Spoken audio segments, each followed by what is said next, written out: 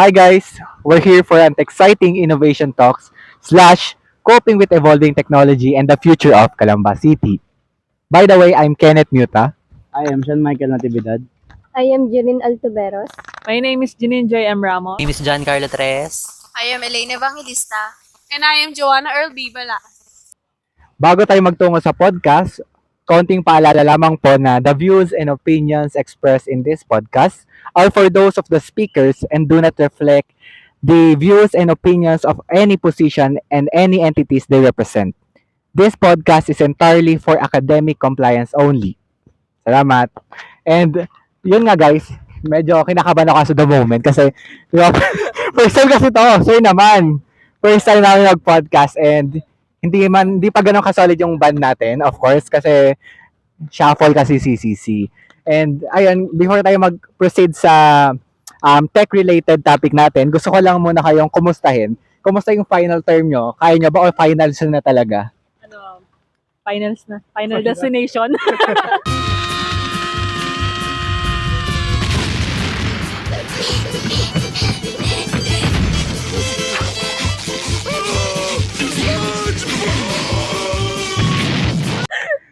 Ako kinakaya naman, medyo Kinakaya. stress lang din. Saan?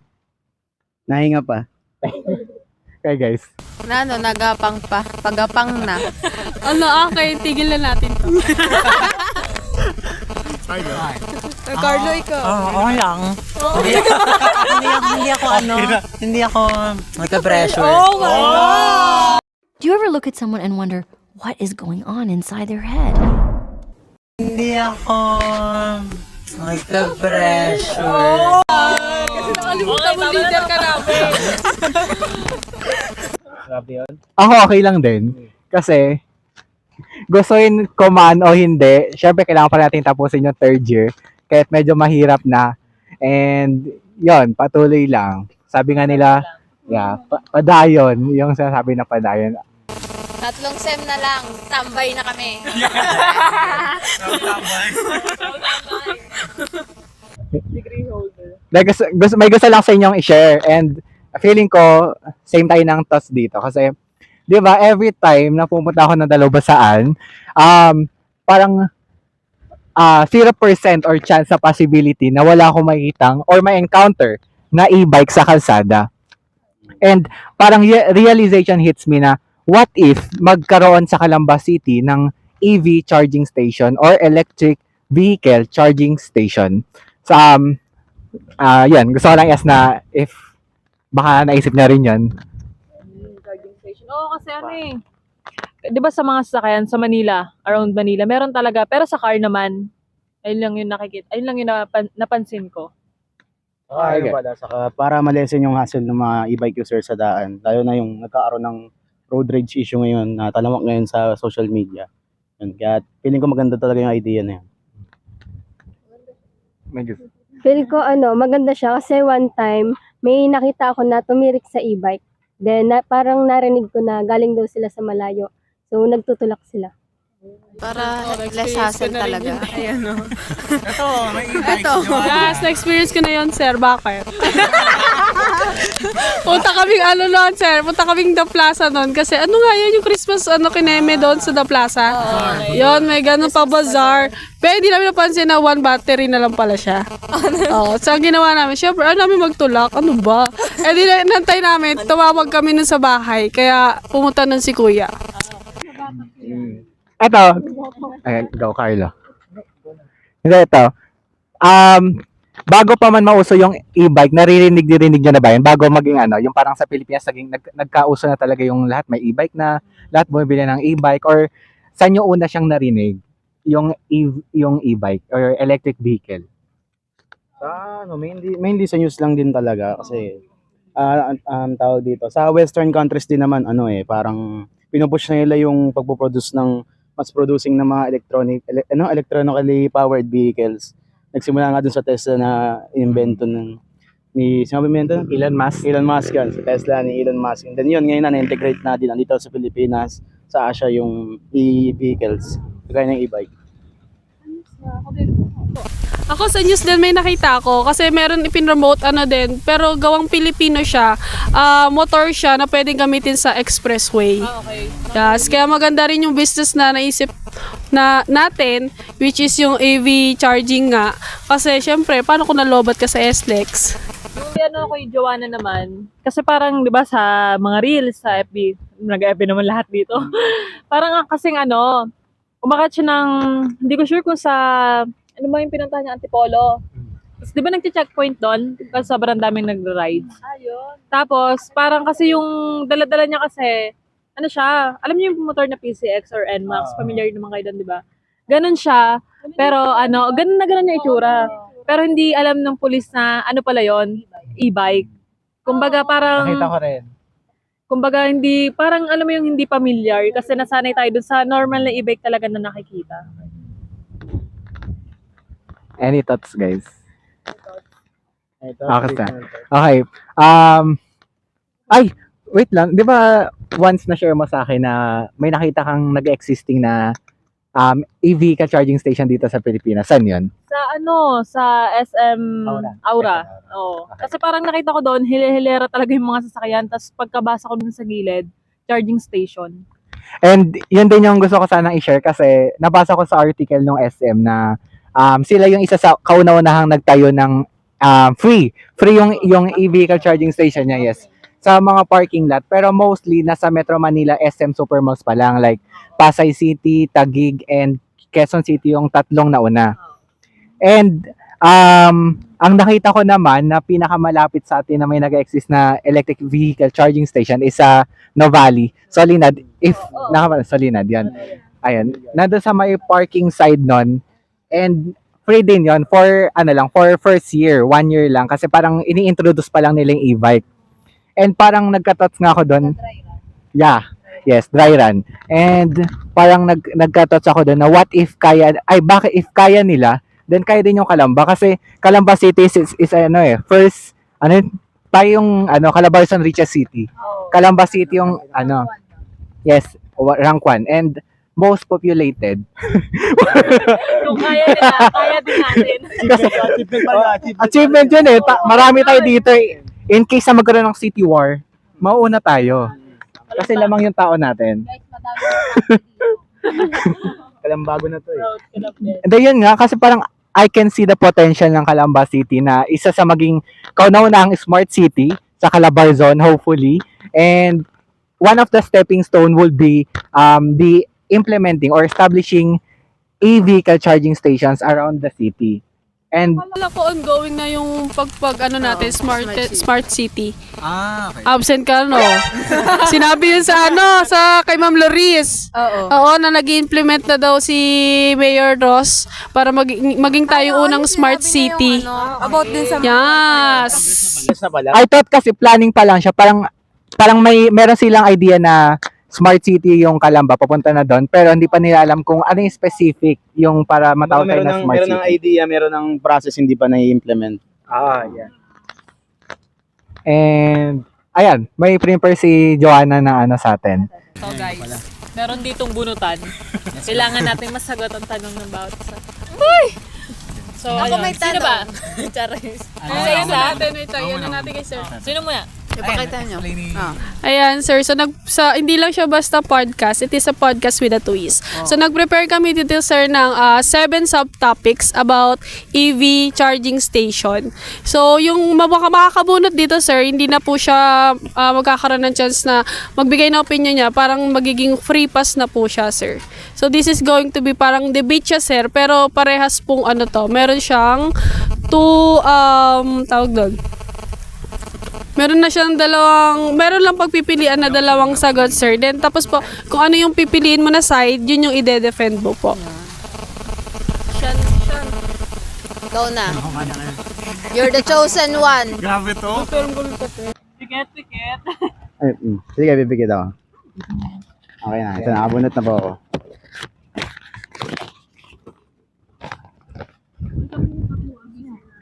Okay, so investments by the public versus private. Discuss the pros and cons of both public and private investments in charging points for electric bikes. So yung tanong dito is, Should the government be in charge of building and managing the infrastructure, or should private companies do it? For me, I think government kasi pwede to kasi pang economic growth ng Calamba City.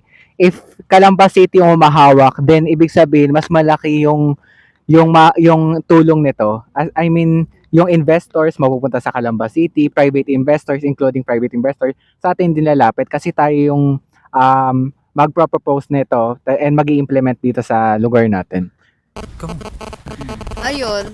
Agree din kasi kung sa ano, Government? ay sa government kasi pag private parang mas malaki yung possibility na magkaroon ng bayad pag charge ganan.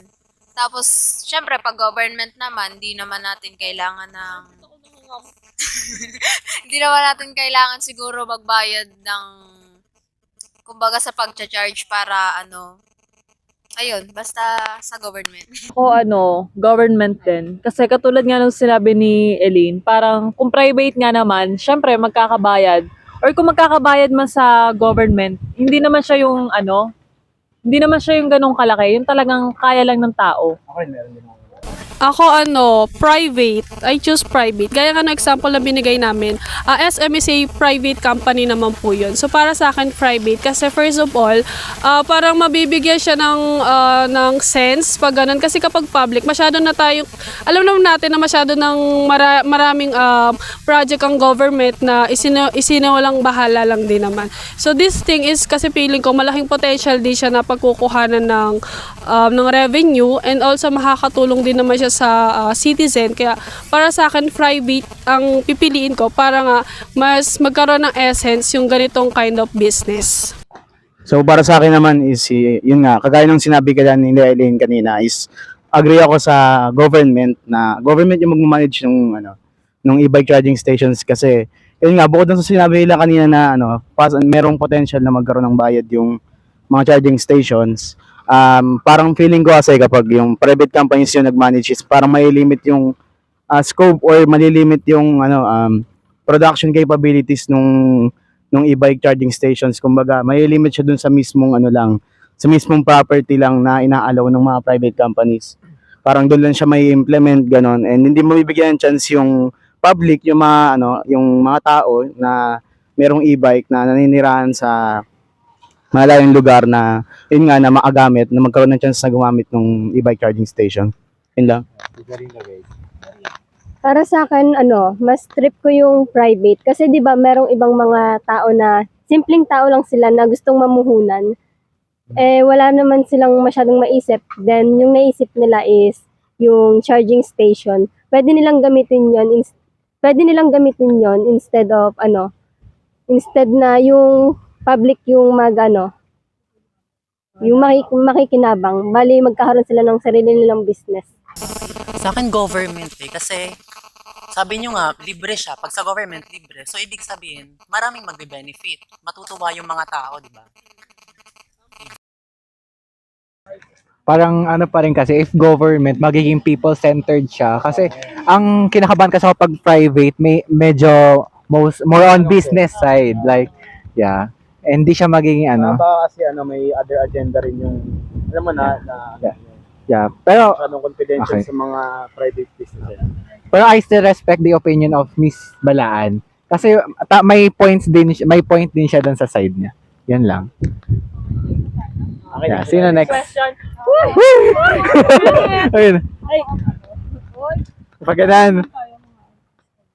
Bakit sumagot ka siya? Di ba may free pass ka? Marami gusto sabihin si Sean sa buhay niya, sir. Sorry. Design of charging station. Look into how e-bike charging stands are made. The question is, should the main goal be to make charging stations that are simple and work well, or should they be intended to be multifunctional spaces with features that make the whole experience better for the user? Kabasa nga ng question. Ito. Pwede pa ulit po. Design of charging station. Okay. Pwede pa. Don't know how. Saan? Ayan. Bigyan niyo ito? Look into how e-bike charging stands are made. Should the main goal be to make charging stations that are simple and work well, Or should they be intended to multifunctional spaces with features that make the whole experience better for the user? Multi-functional or simple? Hindi, pag mamimili ka kung simple lang, aesthetic, gano'n.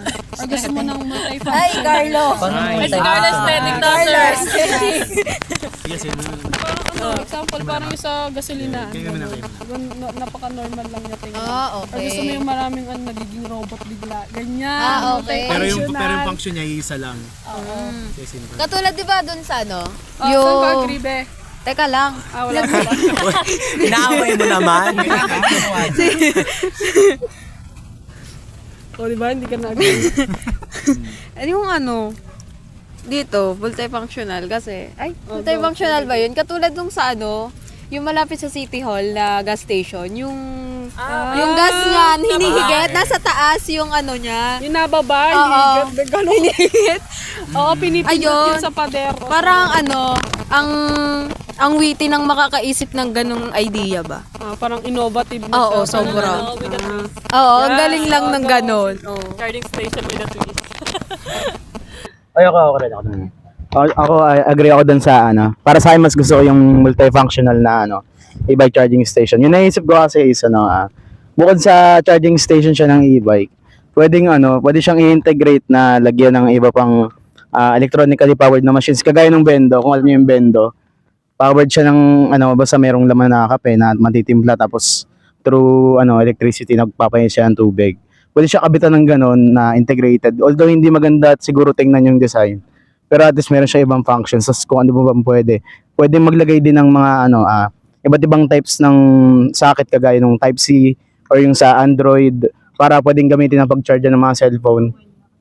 Well, siguro yung magiging downside lang siguro doon tingin ko is mali-divide yung power once nag-charge din yung e-bike. Pero tingin ko kung hindi man hindi man siya bawi sa design kumbaga, sa function naman marami naman siyang mabibigay sa user. Yun lang. Ako, may 2 cents ako dito.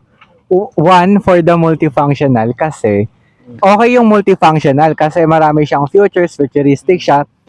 But nagsisimula pa lang sa parang starting point pa lang nung pagiging smart city nung Calamba. Kaya I think as a starting point, doon muna ako sa simple and work well. Kasi ang main purpose nito is free of use. Then of course we need to rely to the budget of the government muna. And if it really works well, syempre dadating din tayo dun sa upgrade na tinatawag. Abot tayo ng multifunctional and more futuristic na EV charging station. Akes. Mga kate, wala maisip. Ako, sir, simple and functional. Kasi, mostly kasi pag nakikita natin mga gumagamit ng mga, e-bike, mga electric vehicle, mga thunders yan. Tsaka usually yan yung mga, mga walang license, ganyan. Hindi ko nila lahat. Then, para sa akin, mas maganda yung simple and functional para straightforward na lang, makikita nila agad kung paano siya gamitin, wala nang kineme, ganyan. Kaya para sa akin, simple and functional, mas better. Agree. Meron pa ba? Meron Okay, next. Next. Okay, bunutan. Guys! Ito na. Pwede na ba kayo? So, dito naman sa question na to is accessibility of charging station. Talk about ways to make sure that all users can get to charging points for electric bikes. Should we make the charging station easily accessible for everyone? Or should we place staff to ensure assistance for those who wants to use the charging station? Okay. Wait, pabasa ulit. Okay. Okay. Okay. Pabasa ulit. Babasa ulit. Showbiz eh. Okay. Talk about ways to make sure that all users can get to charging points for electric bikes. Should we make the charging station easily accessible for everyone, or should we place staff to ensure assistance? Okay. Ano naman sasabi mo, Kenneth? Ako, doon ako sa should we place staff to ensure assistance. Kasi, yun nga, lagi kong point na bago nga to sa pagiging smart city ng Calamba. And, yan, sabi rin ni Joanna kanina, di ba, mostly gumagamit ng e-bike is mga medyo nauna na sa atin. Kasi pag thunders, baka magalit sila eh. Kasi na-offend sila sa thunders. let's say na lang na mga ninuno natin. Mas wala pa mga ninuno. Time skip yan. Mas na-offense ulit nung okay na pala yung thunder. Okay.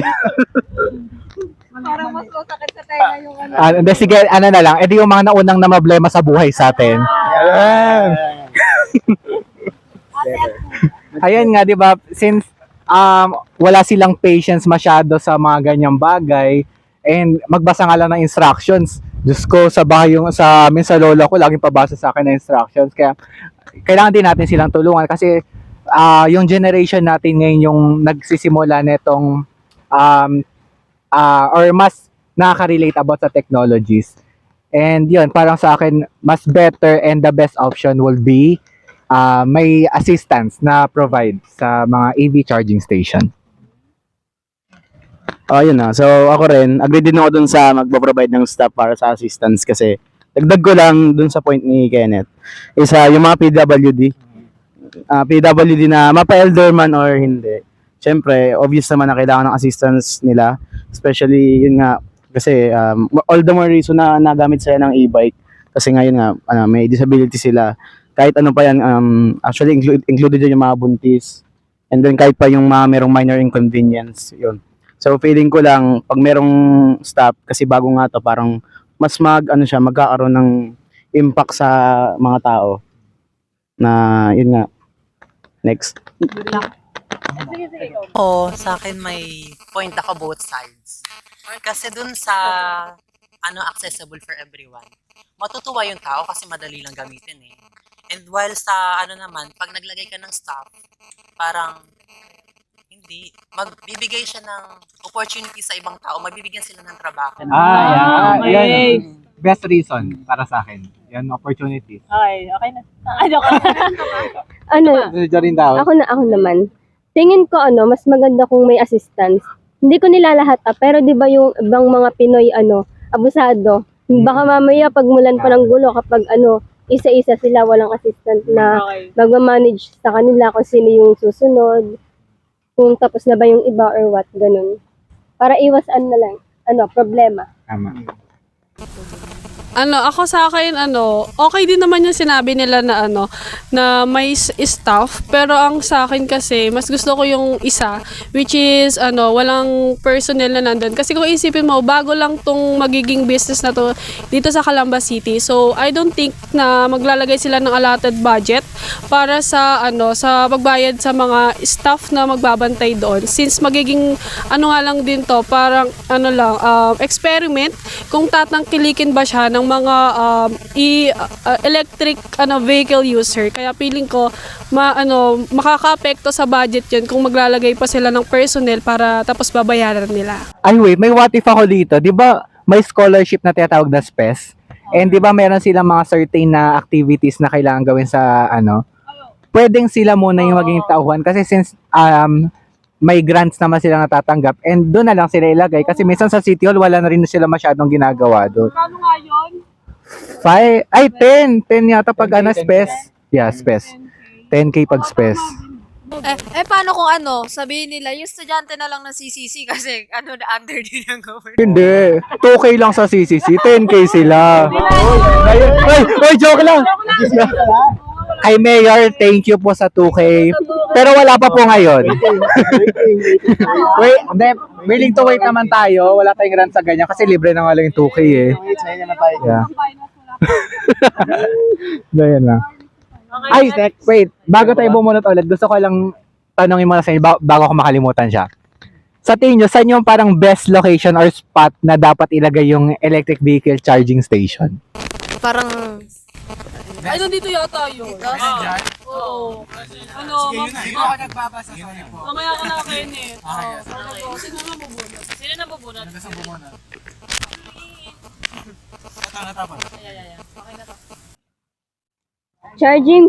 Charging ports should be standardized. Talk about why charge ports for e-bike should be standardized. Should there be universal charging standard or let the customer bring their own charger since each e-bike has different voltages and amperages. Okay, sino? Go. Yes. Sige. Ako as e-bike user and owner. Perfect. Ayan. Charot.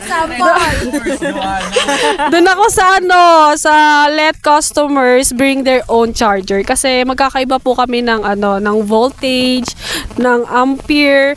So ayun, kasi sabi rin doon sa binila namin masisira siya if gagamitan mo siya ng ibang charger. Tsaka minsan kasi mayroon magkakamukhang e-bike pero yung iba kasi yung battery nila parang amin. Uy, sino ka dyan?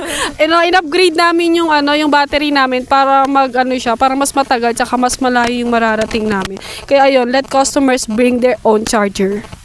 Agree ako dun sa agree naman ako dun sa sa kanya-kanyang dala ng charger kasi kumbaga parang halimbawa nasira yung e-bike mo, hindi mo sisisihin yung hindi mo sisisihin yung charging station. Kasi baka may bayad Oo. Ibig sabihin, pag nasira, sarili mong charger yung nakasira, wala kang ibang sisisihin. Kasi Ako may dalawang point ako dyan may dalawang stand ako. Agree ako both dun sa sa universal na port and then dun sa magdadala yung mga users. So sa akin kasi, kaya ako nag-agree dun sa universal port is convenience din kasi siguro. Kasi may mga times na makakalimutan nilang dalhin yung charger nila. And yun nga, if saan kisa? Tapos yun nga, kaya ako nag-agree doon. May mga instances na gano'n. And agree din naman ako dun sa, kagaya sinabi Joanna kanina, yun sa pagdadala ng sarili-sarili lang charger. Kasi nga, yun nga, may potential na masira yung mismong e-vehicle if yung gagamitan ng hindi compatible na port. Ako naman sa feel ko universal charging yun. Kasi kung magtatayo ka na lang din naman ng charging station, ilagay mo na lahat. Gagastos ka lang din, sayang naman yung pera kung hindi mo ilalagay, di ba? Savage. Tsaka kung lalagyan, dapat may yung parang sabi mo kanina may iba't ibang volts. Oo. Siguro kung magtatayo ka lang din ng charging station, ilagay mo na yung different volts para at least yung less hassle sa tao. Yun nga, mas okay din yung yung universal charging station. Naiiyak. Naiiyak yarn. Kasi, yung halimbawa, ikaw, makakalimutan kang tao.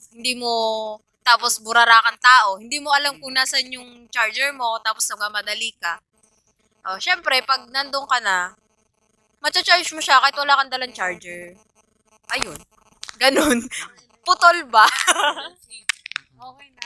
Okay na ba? Next. Next. Leader. Ay. Leader. Ay, leader. Baka mo yung mic. Okay. Sorry Dalawang mic ba gusto mo? Eco-friendly and green power. Talk about how important it is for e-bike charging stations to use green and healthy energy sources. Should station be required to use green energy sources like solar or wind power, or should they use conventional energy? Ako. Parang mas maganda yung sa solar. Yung green energy. Kasi, ano ba? Hindi, mas maganda siya kasi, hindi siya makapag-consume na, kumbaga, ng, ano bang tawag? Basta yung, yung energy niya galing sa, sa araw. Basta yun, ganyan. Taas-taas kamay ka pa. Ako, agree ako dun sa, nga pa yung isang option, yung conventional, kasi yun nga, gaya nung pinapoint out kayo ni Kenneth, na starting pa lang tong e-bike charging station na to. Meron kasing kaya ako nag-agree dun sa conventional na energy usage, kasi may downside din kasi, meron kasing mga times na, yung downside nung solar, and power is yung, halimbawa, yung rain season ba, kumbaga, yun ang major downside noon. And yun lang, yun ang naisip ko. I mean, siguro kung merong backup plan, kung dumating yung season na yun, para dun sa charging station is maganda. Pero for now, mag-agree ako dun sa conventional energy usage.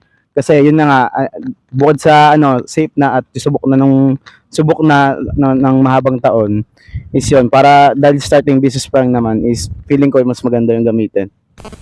Ako naman sa din. Nga yung kay Sean, conventional energy usage. Kasi tama naman yun na hindi naman hindi naman natin alam kung kailan yung araw or kailan yung bagyo. Kaya, ayun. Mas better na, oo, yung panahon niya yun, hindi naman natin alam. Live update. Surprise. Tawag dito transition. Kasi nasa ibang location na tayo.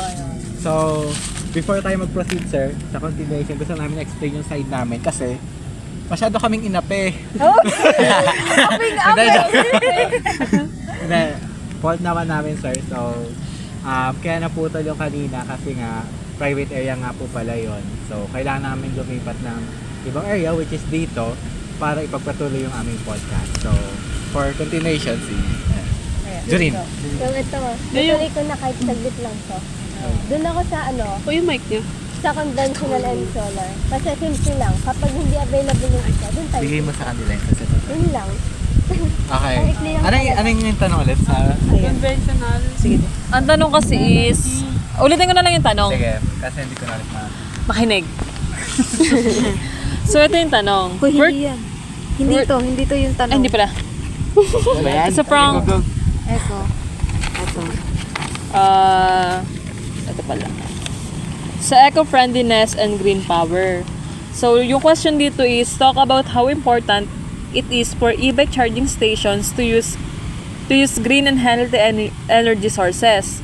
Should stations be required to use green energy sources like solar or wind power? Or should they use conventional energy? Doon ako sa solar. Kasi since minamaximize lang natin yung potential na pag-transition natin sa paggamit ng electric, which is dapat doon tayo sa mas relate or connected sa kanya. Kasi, di ba may nag-trending nung 2021 or 2022 yung nag-protest na yung mga scientists about sa carbon emissions, fossil fuel consumption.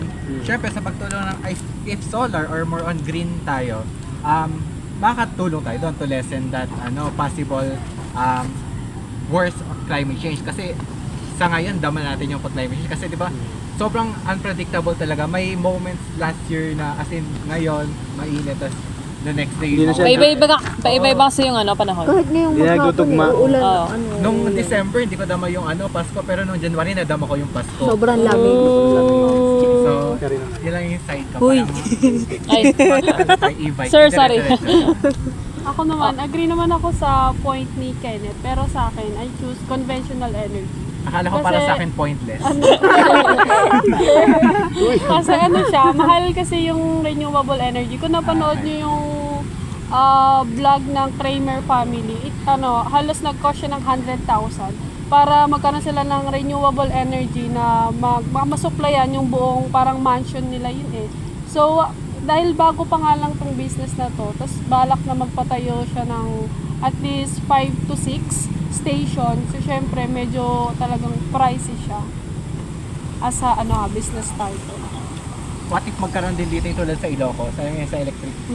yung windmill. Oo, Kasi diba windmill. nakakatulong yung Mahal nun. gagawa tayo ng ganon. So, malay nyo lang, what if? Kasi ano pa eh. may hindi naman sa totally windmill. Parang sa parteng kay Anlog. Uy. Uy. Yung Kay Anlog. yung sa tubig nila may parang may Ah, naikot talaga. Ewan. yung dahil sa tubig nagkakaroon ng electric power. Hindi, baliktad. Mali ako. Mali. Baliktad siya. Parang ganun. Kaya okay, so. Proceed natin sa next question. Next Nawala din yung School, question. School. Buno tayo. Ayan, Okay, so, ito na yung last ba? Oo, last. Last questions. Okay. Last, So, Baligtad. ano naman to? Ito, mas maganda Where to put the charging station? Okay. So, yung question is, talk about where the best places are for charging points for electric bikes. Should they be grouped together in the middle of cities or should it be to be put neighborhoods like subdivisions or barangay. or barangays? For me, ako muna. For me, Mamili ka kung sino. agree ako na sa barangays or sa neighborhoods. Kasi, kasi parang mas lamang doon yung mas lamang doon yung may mga e-bike talaga. Oo. Like, lalo na sa subdivision. Yung mga subdivision. Kasi, alam mo naman subdivision, yung mga tindahan, isa lang, dalawa lang, tatlo, ganun. Kumbaga parang yung mga malalayo na tinatamad na talaga mag-grocery, like SM, parang mas pinupuntahan na nila yung malapit. Kasi nga, merong Tama. merong mas malapit na charging station. Ayan. Ayan, so ako naman, may stand ako pareho. Agree ako pareho dun sa paglalagay ng e-bike charging stations both sa city and then dun sa mga barangays. So para unahin ko muna yung sa barangays. Yung gaya ng sinabi Jaya, ang reason ko naman doon is, halimbawa, merong mga times na nakakalimutan i-charge or nakalimutan yung charger ng e-bike. Merong malapit, kumbaga sa neighborhood na pwedeng paggamitan, pag-charge ng e-bike. So hindi less hassle na, hindi na kailangan bumalik sa bahay nila. And then yung stand ko naman dun sa city is, yun nga, kagaya rin nun, medyo parehas lang din kapag merong instances na may road rage, may banggaan, yung merong hindi inaasahan na construction sa daan, and then yung e-bike mo is nalobat, ganun. Kung merong merong malapit na e-bike charging station na nakatayo, edi yun, ma-charge mo yung e-bike mo and makakahanap ka ng alternate routes. Kumbaga, yun lang. Next guys, sino po magbibigay ng opinion? Yung sa akin, mas prefer ko sa city. same lang dun kay Sige na. Sorry. Sige na, okay lang. Sige, sige. Akala ko. Sige, ikaw na. Sorry. Ikaw na. Yun lang. Akala ko kasi dead air. So, katulad lang din siya nung kay Sian. Ikaw na. Oo. Nag-agree lang ako. Mas prefer ko sa city. Kasi pag sa subdivision, ibig sabihin malapit lang yung bahay mo. Madali kang makauwi, tapos charge mo lang yung e-bike. Unlike kunwari, nalobat ka naman sa daan, like for example, highway. Mas mas maganda siya na ilagay yung charging station doon. Kasi, yun. Kasi may point. So, wait lang. Yung sa subdivision, kasama dito yung barangay, no? Oo. So, para sa akin, both din. Kasi meron kasi yung mga elementary school or establishment na nasa loob lang siya ng barangay. Ang point ko kasi doon, di ba minsan kasi pag hinatid ng magulang yung anak niya, tapos kailangan niya magantay doon, tapos minsan hindi niya na-charge yung e-bike niya, pwede niyang gawin, paghatid niya sa anak niya, habang inatay, nakakapag-charge siya. Then sa mga cities naman, ayun, tulad ng inyo, malaking tulong din yun kasi minsan malayo yung mga biyahe nila. And para sa akin, one of the best specific location, kung tatanungin ako sa mga fast food chains din.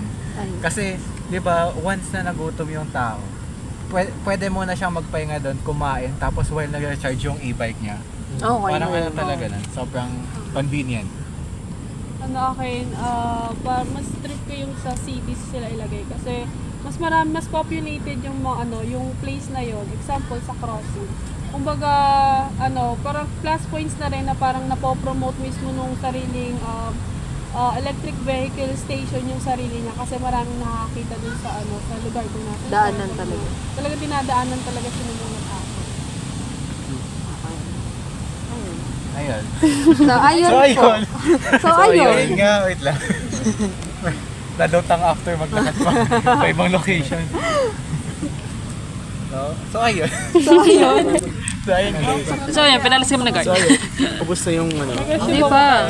Outro na. Hindi, may question pa ba kayo? Wala. Wala na kayong tanong. Wala. Ay, ako may tanong ako sa inyo. Ay, si Joa. Ay, kinukuha na ako. Kung mapopromote siya, ma-proposal approve, so tingin nyo magkano yung budget na kailangan natin para magawa natin yung isang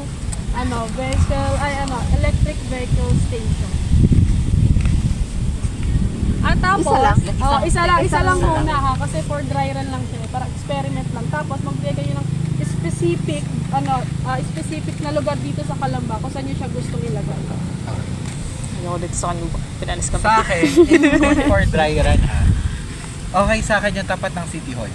Ay, Di ba meron daw malaking tas malaking parking area siya. And in terms of budget naman, consult your doctor.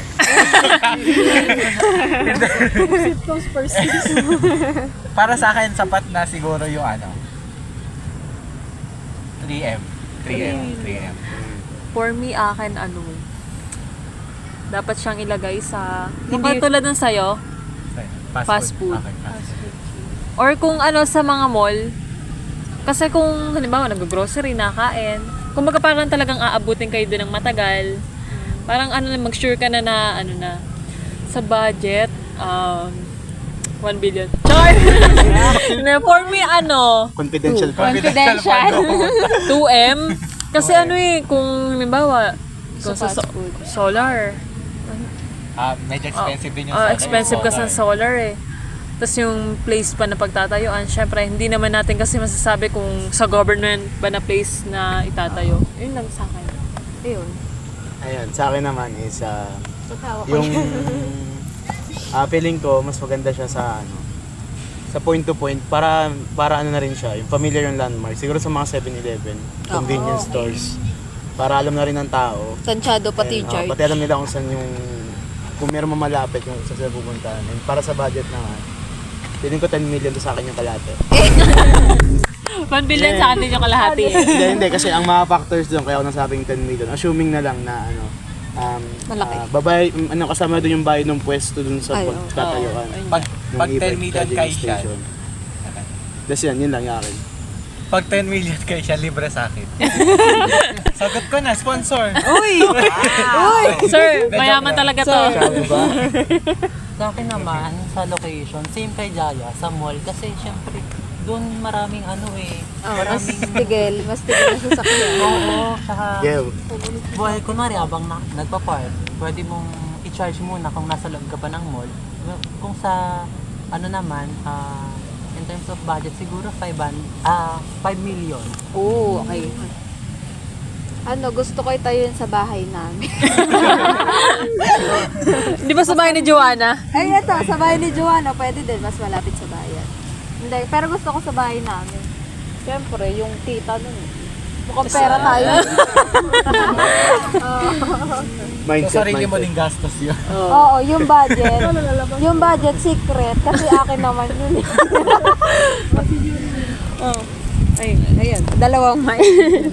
So yung naisip ko dun sa sa crossing, since maraming namamalengke kapag madaling araw, 'di ba minsan bago ka matulog nakalimutan mong i-charge yung e-bike mo. Kinabukasan may kita mo lang na palobat na siya pero no choice ka na mamili. So okay siya sa crossing kasi habang namimili ka, nag-charge ka na rin. Parang mall lang din. Mm-mm. Parang pag nag-grocery ka, mata-charge mo. Ang estimated na budget siguro nasa mga 3M. 3M din. Mm-mm. Para sa 3M guys, so majority win. Na 3M din yung akin din yung 1M. Ayan na. Pahagain niyo pa. Guys, baka may tanong pa kayo. Mga violent reactions ba? May violent reaction. Madami po. Sa ibang subject Ano lang po. Sir, Naka-censored kasi- lang, naka-censored. Wala kayong tatanong. Ay, grabe si Joanna guys. Grabe ba? Sir, nilalabanan kayo ni Joanna. Sir, ayaw pa yung pauwi ni Joanna. Sabi ni Sir, possible, di ba? Kung papala rin, ipapropose natin sa dating Mayor Hospital. Servisyong tama. Ayun, sa tingin nyo, ano yung magiging problema nila? Bakit nila hindi tayo aprobahan? Ako, ang sa akin, kasi siya, pricey. Ayun din, same lang din sa akin. Ayun. Pricey naman talaga. Parang same lang naman din lahat, pricey Oo, lang din. pricey. Kasi talagang hindi naman biro yung magagastos. Pero kasi kung kailangan naman talaga, kung makakatulong naman talaga, why not? Uy! Para po siyang itukay namin, talagang makakatulong. Nananawagan na po kami. Siguro sa akin pricey din. Tapos yun nga, siguro yung credibility lang ng mismong product kasi starting pa lang naman. Tapos pricey ka agad yung yun lang. Tatanong ka ba, Joanna? Carlo, Sa akin, dapat wala. Walang, feeling ko, walang problem. Bias. Feeling ko dapat wala. Kasi parang we're proposing something na makakatulong sa Pag-angat. grow ng Calamba City. Kasi, di ba, nagpa-promote na rin naman sila ng pagiging smart city ng Calamba. Then, why don't they take the risk on us, di ba? And feeling ko naman, 80 over 100% chance na goods for the goods economy. naman. Guys, pack up na to. And I hope may natutunan kayo sa podcast namin. Kahit more on Bardagulan. Mo yung pagsita. Minsan like yung pinagsabi is nonsense, no? Yun lang. Ayoko yun. May kanta ka natin. Oh. Katay mo nga. Okay na yun? Ay. Okay na. Oh. Acknowledgement. Baka gusto niya acknowledgement si Sir. So sir, let's wrap up our idea about electric vehicle na gusto namin i-propose para sa inyo. So ayan sir, shout out po kay Sir Gilbert Santillan. Yes! Sana makapasa kami sir. Yes na yes for you. Yes for you. Parang kapag din na po. Bye po! Ayan. Gusto ko lang magbigay ng thoughts about sa activity ni Sir G na to. Okay. Uno to. Huwag dami mo kami. Ako din magkasalita. Hindi, gusto ko lang din, nung una na kinakabahan ako sa activity ni Sir G na ganito. Kasi especially hindi mo tayo masyadong close, tapos wala na tayo masyadong podcast din. Kasi minsan lang din tayo mag face to face. And parang dito ko na-realize na parang goods din pala yung pagkantong activity ng prof. Kasi yun, nakikita natin yung set. Uy, naiyak ako! Pagka-off, sabihin ko una lang. Hindi, pero maganda rin naman kasi talaga. Kumbaga parang nakakakabad din naman. Kasi parang maghahanap ka talaga ng Good experience. Oo, ng problema na kailangan mo masolusyonan. Dahil ako marami Tas, kang problema. kumbaga parang, ayun, maraming natutunan. Kumbaga parang nagkaroon ka rin ng idea na yung mga ano ba talagang mas kinakailangan ng mga tao dito sa Calamba. Ito pala yung tinatawag na collaborative idea. Oo. Kasi nagkakaroon tayo ng... Ito po yung brainstorming. Tapos same lang din sa'yo na parang nagkakaroon ng banding kahit na maraming deadline. Pero yan, thank you Sir G sa sa paggawang to kasi, thank you! Hindi kasi mas may natutunan. Tissue. Naiyak ako. Next time na lang po yung turn. Hindi, maraming sasabihin si Sean. Oo nga, Ang si binibulong mo Sean sa akin kanina. Yun nga, unang-una ako sa pasalamat kay Sir G. Kasi, kasi hindi yun nga, nabigyan kami ng chance na makapag-generate ng chemistry sa isa't isa. Tapos yun nga, ang akala ko rin, kailangan ng hindi kagaya ng ibang mga projects na kailangan ng proper na process sa mga ng ginagawa nila. Dito naman hindi naman masyado, parang kailangan go with the flow lang. More on talaga creativity tas brainstorming sa isa't isa. Yun lang. Kinakabahan ako na. Suot po namin yung namin. Sir. Sir! Bachelor. Plus points. Plus points po to, di ba, sir? Guys, talikod. Ayun po. Thank you po. Yun lang guys. Thank you for watching. Bye!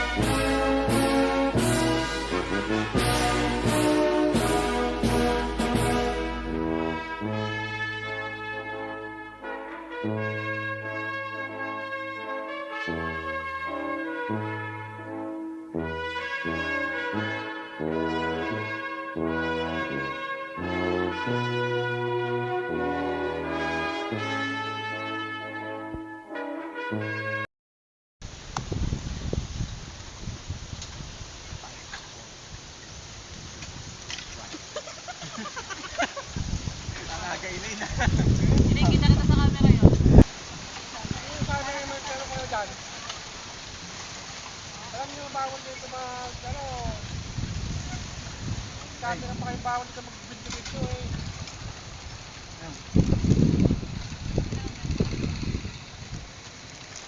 Kasi nyo yan dyan. Alam niyo, bawal, hindi na ba alam mo bawal dito?